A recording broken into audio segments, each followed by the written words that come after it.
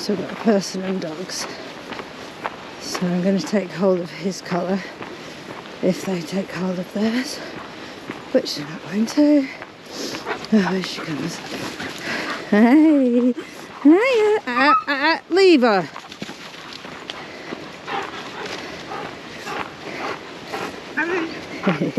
Hiya! I know, well, this is what happens when you charge up to people. Yeah, you get more than what you bargain for. Hiya! Hiya! Hey! Stop it with her. You've done nothing at you. He's not doing it, he's just nudging you, isn't he? So again, there's a dog up there. He saw, he hesitated, came back to me. I didn't tell him, but I am going to.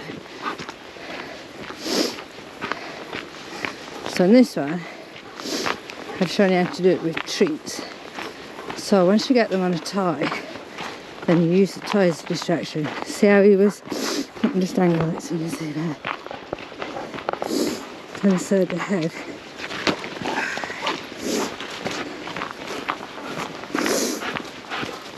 Good. Yeah.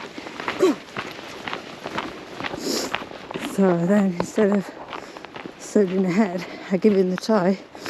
His focus comes straight on the toy.